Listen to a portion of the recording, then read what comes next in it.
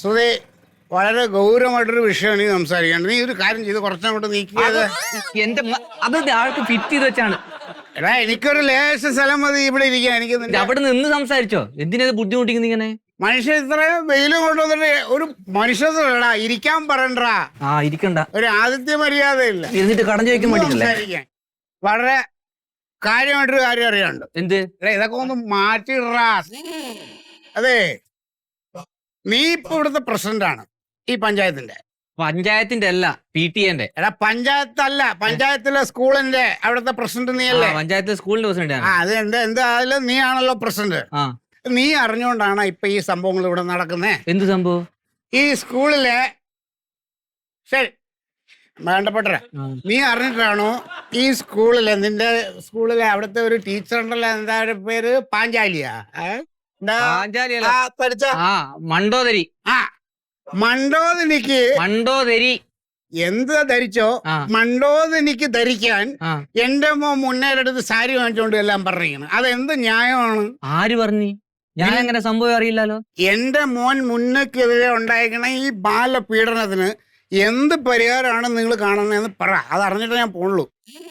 ഞാനത് എല്ലാരും കൂടി സംസാരിക്കട്ടെ. എല്ലാരും കൂടി സംസാരിച്ചിട്ട് ഒരു ചർച്ച നടത്തിയിട്ട് നിങ്ങളോട് വിവരം അറിയിച്ച പോലെ.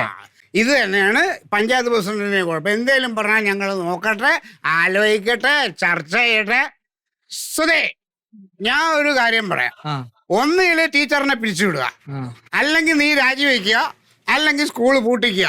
ഇതിലേത് ചെയ്യാൻ പറ്റുന്നുള്ളത് ചെയ്യുക. തൽക്കാലം ഇവിടെ നിന്ന് പോയി തരും നിങ്ങള്. നിനക്കിതൊന്നും ചെയ്യാൻ പറ്റൂലെങ്കിൽ സുധേ, ഇതെല്ലാം ചെയ്യാൻ പറഞ്ഞ ആളാണ് ഈ മന്മഥൻ കേട്ടാ. അത് നീ മനസ്സിലാക്കിക്കോ. വേലയൊക്കെ നീ കൈ അയച്ചാ. നീ പ്രസിഡന്റ് ആയിട്ട് അധികം നാൾ ഇരിക്കാമെന്ന് വിചാരിക്കണ്ട. ഏട്ടങ്ങാറാക്കുന്നതായിട്ട് വരുന്നു. അതെ രാവിലെ തന്നെ. സുധേ പോയില്ലേ നീ?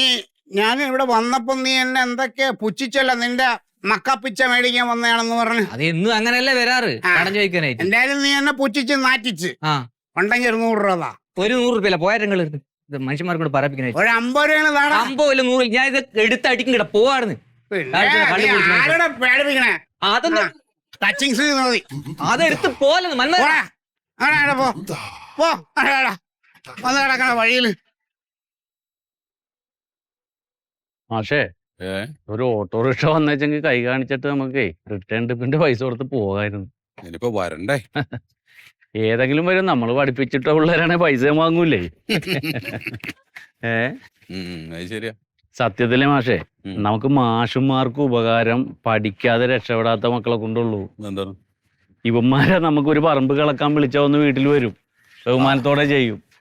കിണറ്റിന്റെ അകത്ത് മോട്ടർ ചീത്തായെന്ന് വെച്ചോ, അവന്മാര് വന്ന് നന്നാക്കി തരും. അല്ലാതെ പോലീസുകാരെയും അവരെ കൊണ്ട് നമുക്ക് എന്താ പ്രയോജനം? വിളിച്ചാവല്ല.